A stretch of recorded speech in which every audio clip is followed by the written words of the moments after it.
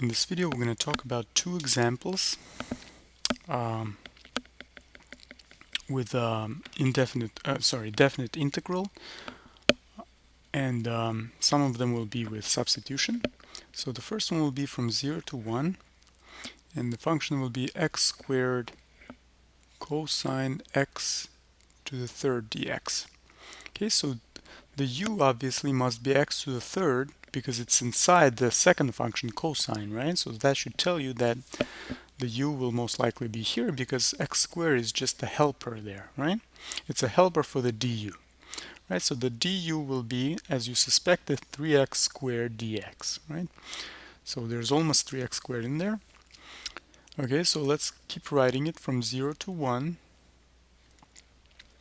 So I will have cosine x squared multiplied by x, well, not x, but let's try the du, which is 3x squared dx.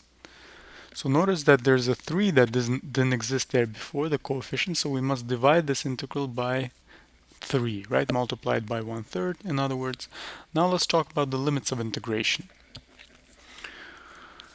So when x is equal to 0, u is equal to 0, right? 0 to the third is 0. When x is equal to 1, u is equal to 1, right? So the limits of integration are the same, which makes it easier, right? So now this part is the du, and this part is the u, right? So we'll have cosine of u du.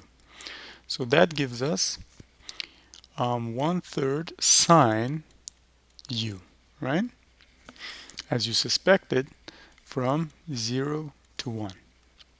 Okay, so that means we have 1/3 sine of 1 minus sine of 0, which is 0, right? Sine of 0 is 0. So that gives us 1/3 sine 1. So that's your value of this definite integral. Let's talk about one more example. From 1 to 4, we'll have the function x minus 1 divided by the square root of x dx. So here notice that I'm not really sure that I don't think you should use substitution here because it might make things just a little more complicated. So I would rather keep the x variable, and I would just split this up into two fractions, x over square root of x minus 1 over square root of x dx. So I would have from 1 to 4 square root of x, right? Because x divided by the square root of x is square root of x, minus 1 over square root of x, and you can still simplify it. You can make it x to the 1/2, right, for the purpose of getting the antiderivative, minus x to the negative 1/2, right, because 1 over square root of x is x to the negative 1/2 dx. So now we can use the power rule of the antiderivative. So you will have, and notice that you will need to evaluate two definite integrals because you have split into two terms, all right? So you will get 2/3 as the coefficient, right, because the power becomes 3 over 2, and also you will divide by 3 over 2. If you divide by 3 over 2, you'll get 2/3 as the coefficient, 2 over thirds. So you'll get x to the power of 3 over 2, evaluated from 1 to 4, minus, and the coefficient will be 2, right, because you will have 1/2 and you will divide by 1/2. So dividing by 1/2 gives you a 2 coefficient, the resulting coefficient. So x will be to the power of 1/2, right, integrated also from 1 to 4. So now let's do it individually. So you will have 4/32 minus 1, right, because 1 to the power of anything is 1, then minus 2, so you will have 4 to the power of 1/2 minus 1 again, right? So let's convert that. So 2/3 will multiply.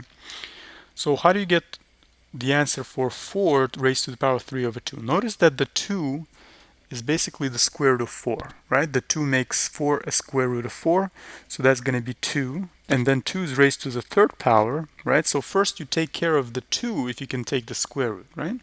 Take care of the bottom of the fraction of the power, and then take care of the top, the numerator, afterwards, right? So 4 in the square root of 4 is going to be 2, and 2 to the power of 3 is 8, right? So 8 minus 1 minus 2 times, and then the square root of 4, right? Because 1/2 means just square root of 4, so that's going to be 2 minus 1.